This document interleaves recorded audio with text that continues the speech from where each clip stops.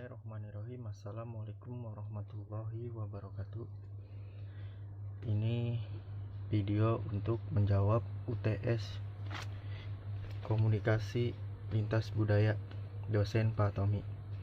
Nomor 1 itu apa sih masyarakat multikultural itu?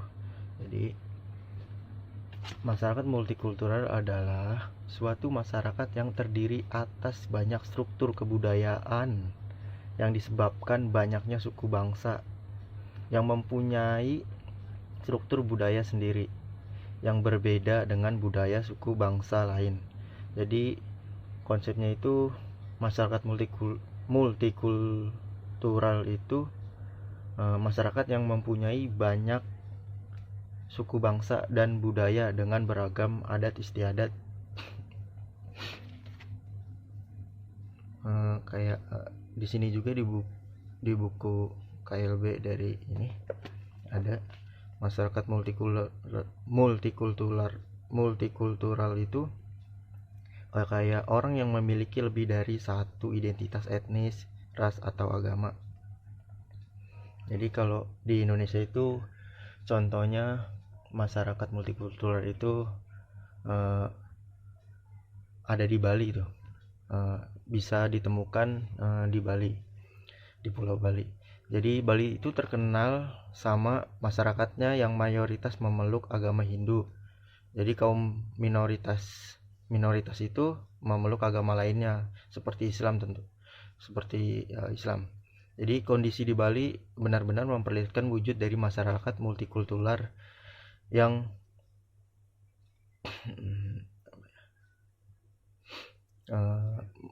begitu menghargai perbedaan agama dan budaya yang terlihat jelas perbedaannya. Itu nomor 1. Nomor 2 tentang cara pandang. Jadi cara pandang adalah cara kita melihat sesuatu dan mengartikannya sesuai pemikiran kita. Jadi kayak cara pandang itu menurut buku ini menurut Peoples and Bailey. Cara pandang adalah cara manusia mengartikan kenyataan dan peristiwa, termasuk gambaran mengenai diri mereka sendiri dan bagaimana mereka berhubungan dengan dunia sekitar. Ada juga cara pandang itu yang menuntun orang untuk menolong orang menentukan gambaran dunia ini dan bagaimana mereka berperan dalam dunia tersebut. Jadi dalam pengertian ini cara pandang merupakan inti dari perilaku manusia karena menjelaskan pandangan tentang realitas dan mengajarkan seseorang untuk melakukan peranannya secara efektif. Kaitannya cara pandang dengan budaya itu cara pandang dan pembelajaran tentang komunikasi tidak dapat terlalu ditekankan. Banyak ahli setuju bahwa budaya memengaruhi sebagian besar cara pandang seseorang. Jadi hal yang lebih penting lagi, paling tidak sesuai dengan tujuan dari buku ini, cara pandanglah yang dibagi dengan orang lain. Cara pandang hubungannya berkaitan dengan budaya itu ya kayak sejumlah kepercayaan dan nilai yang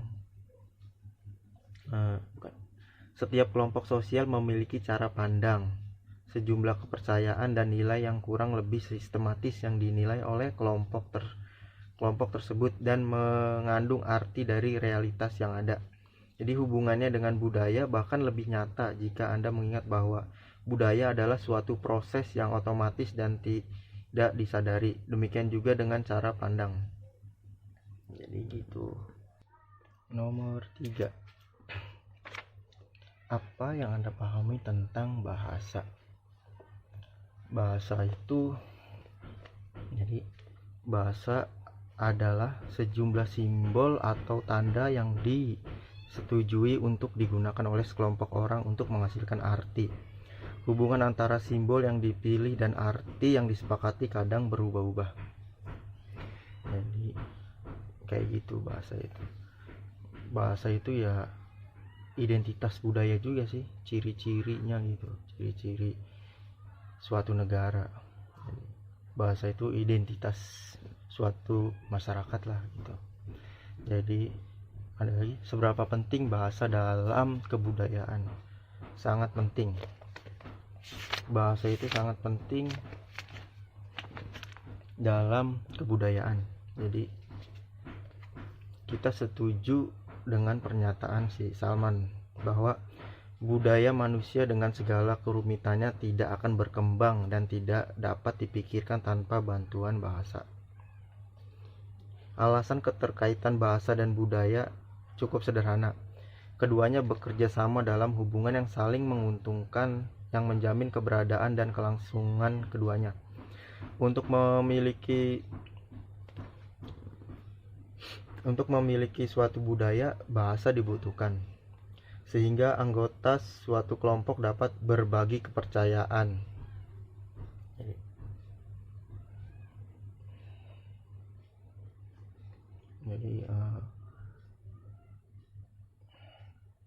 Dan kelangsungan keduanya.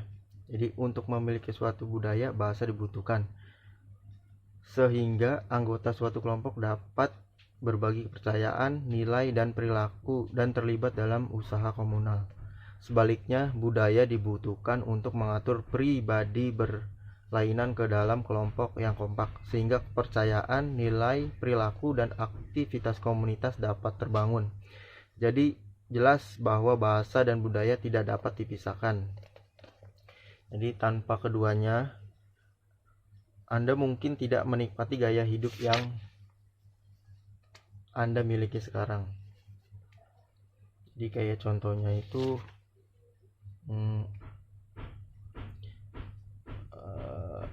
pentingnya bahasa dalam budaya itu kayak kalau orang Sunda sama orang Jawa.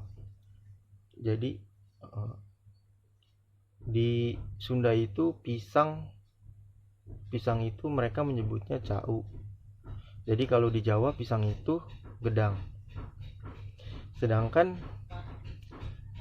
di Sunda itu di Jawa itu gedang adalah gedang pisang gitu. Jadi budaya dan bahasa membentuk hubungan yang saling menguntungkan, karena tanpa yang satu yang lainnya tidak akan ada. Jadi budaya sangat penting untuk bahasa sangat penting untuk kebudayaan. Lanjut nomor 4.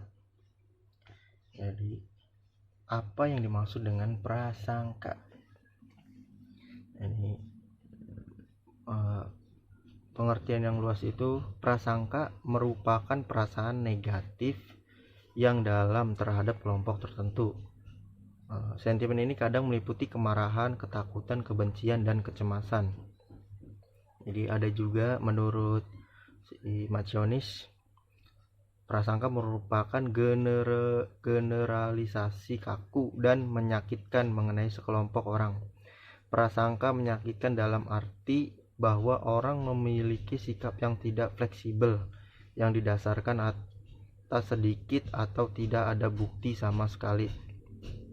Orang-orang dari kelas sosial, jenis kelamin, orientasi seks, usia, partai politik, ras, atau etnis tertentu dapat menjadi target dari prasangka.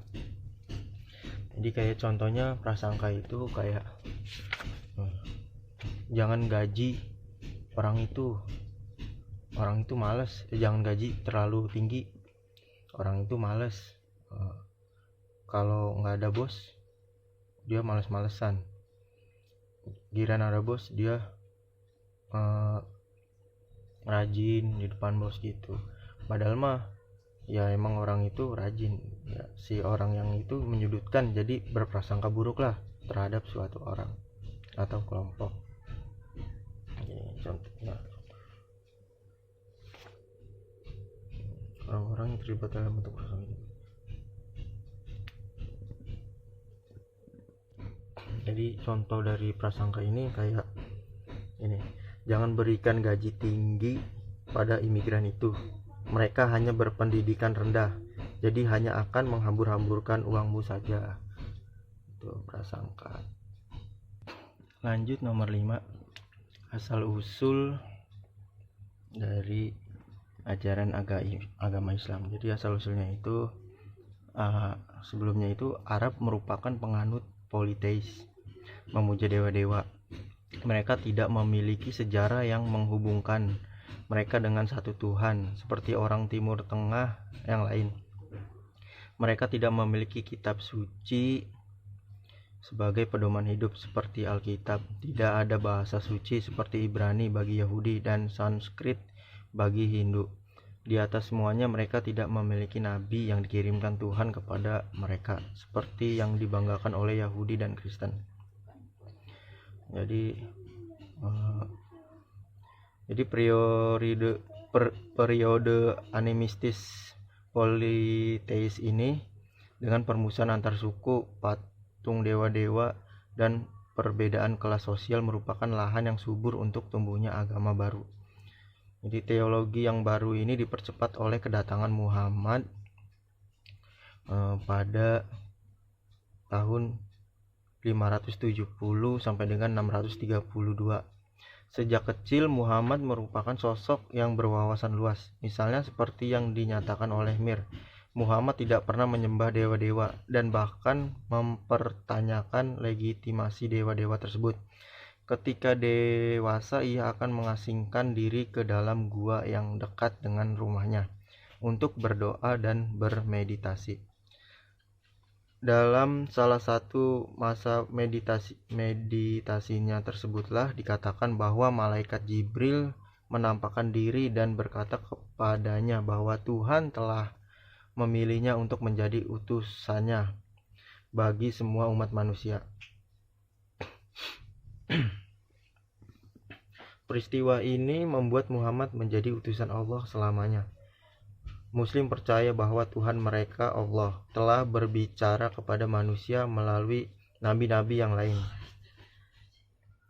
Bagaimanapun, Muhammadlah yang menyampaikan pesan agama dan membentuk tatanan sosial yang dinamakan dengan Islam. Muhammad merasa terganggu dengan pemujaan berhala yang dilakukan oleh Arab dan peduli tentang nasib bangsanya pada pengadilan terakhir. Dua isu ini menyebabkan Muhammad menderita sejenis krisis spiritual. Setelah sejumlah wahyu, Muhammad menjadi yakin hanya ada satu Tuhan dan Tuhan itu adalah Allah. Mulai dari sini Muhammad mulai berkhotbah tentang kuasa Allah, karena ia percaya bahwa komunitas dan agama adalah satu dan sama. Muhammad mendirikan pusat ajaran yang dinamakan dengan Madinah. Penggabungan gereja dan negara adalah hal unik pada masa Muhammad. Dengan pesan Tuhan, Muhammad dapat mengkhotbahkan apa yang dikenal dengan partikularisme. Menurut McGuire, partikularisme religius kelihatannya membutuhkan suatu perlawanan. Agama seseorang lebih hebat dibandingkan yang lainnya. Elemen kuat dari pesan Muhammad tentang partikularisme agama digabung dengan semangat misionaris. Dalam beberapa abad, Islam muncul di Eropa, Afrika Utara, Persia, Yerusalem, Damaskus, Kaukasus, Asia Tengah, Eropa, Mesir, dan Turki. Seperti yang disebut sebelumnya, pertumbuhan dan popularitas Islam terus berlangsung hingga hari ini. Muslim sekarang menjadi kelompok mayoritas di lebih dari 50 negara dan menjadi kelompok minoritas di negara yang lain. Jadi asumsi dasar dari agama Islam itu satu Tuhan. Jadi Islam menyatakan bahwa hanya ada satu Tuhan. Jadi disimpulkan pendapat fundamental ini sebagai berikut. Islam diajarkan bahwa Allah itu satu, hanya ada satu Tuhan. Syahadat Islam yang pertama berkata, tidak ada Tuhan selain Allah. Jadi itu. Yang kedua itu tunduk.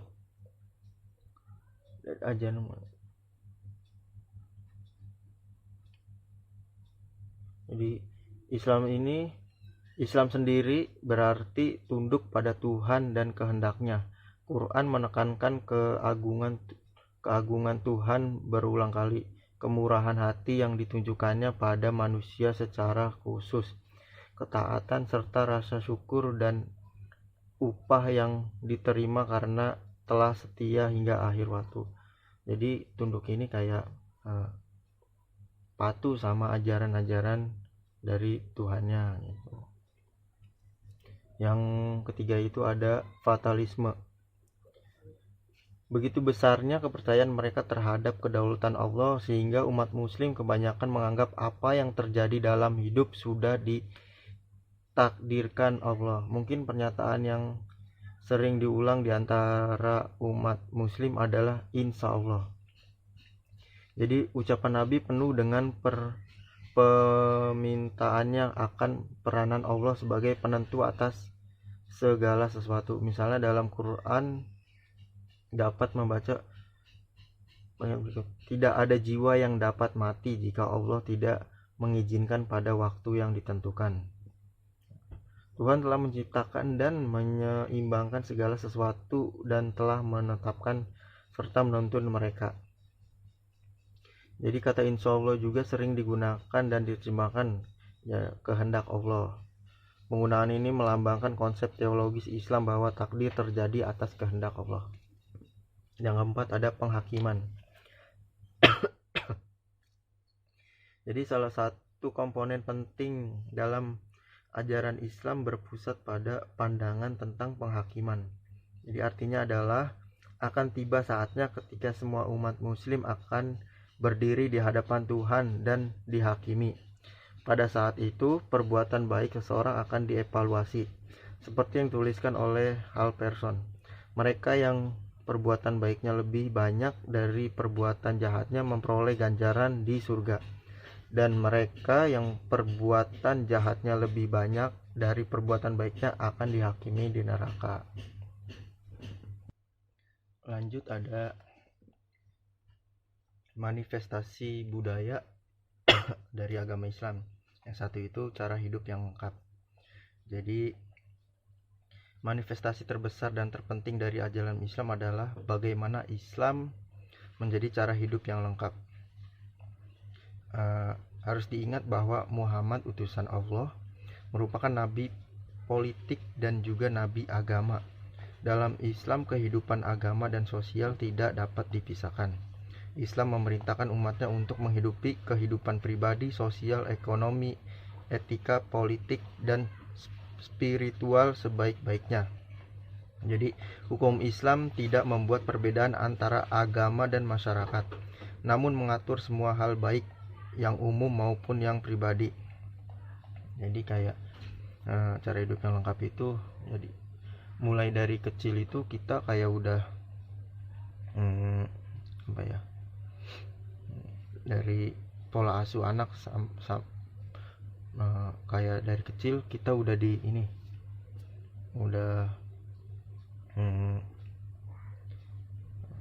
kata pertama yang diucapkan ke telinga seorang bayi muslim yaitu la ilaha illallah, tidak ada Tuhan selain Allah. Jadi secara sederhana Islam merupakan cara hidup secara total, meliputi setiap aspek kehidupan orang yang percaya setiap hari. Jadi Islam itu merupakan pengodaan seluruh nilai dan cara untuk bertingkah laku dalam setiap kesempatan, mulai dari pola asuh anak sampai makan, mempersiapkan makanan, perlakuan terhadap homoseks, sampai pandangan mengenai kesederhanaan. Lalu ada gender, jadi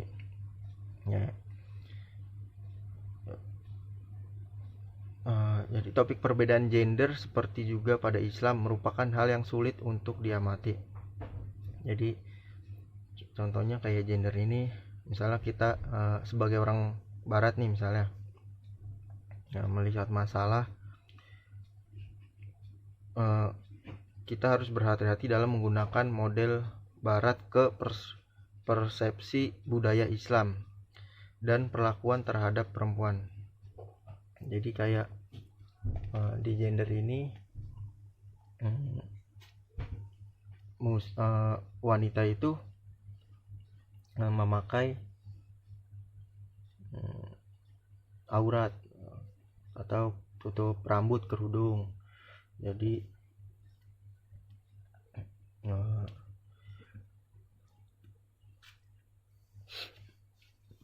laki-laki dan perempuan yang belum menikah itu tidak boleh berkumpul barengan atau bersamaan. Tapi di luar kan kayak di Amerika itu hal yang wajar. Lalu ada kesenian dan arsitektur. Jadi bagian penting dari budaya Islam adalah karya seni dan arsitektur. Negara Muslim seperti yang dituliskan oleh Krim kaya akan lukisan, patung dan seni dekorasi. Melalui penggunaan warna dan pola dan bentuk geometris, Islam menciptakan karya yang hidup dan instan. Contohnya kesenian dan arsitektur ini kayak misalnya kaligrafi. Jadi kebanyakan kaligrafi itu mengandung frasa dan ungkapan dari Quran. Jadi karya seni Arab yang menakjubkan seperti hampir semua aspek Islam berhubungan langsung dengan agama Islam. Quran misalnya ya mengajarkan bahwa sebuah benda dan gambarannya adalah kesatuan. Hal ini sebagian menolong untuk menjelaskan mengapa sedikit karya seni Arab yang representatif dibandingkan yang ilustratif. Artinya karya seni Islam ini menekankan pada bentuk, desain, corak, dan kaligrafi, bukan manusia, alam, atau gambaran lain dari realita. Jadi itu aja. Terima kasih. Assalamualaikum warahmatullahi wabarakatuh.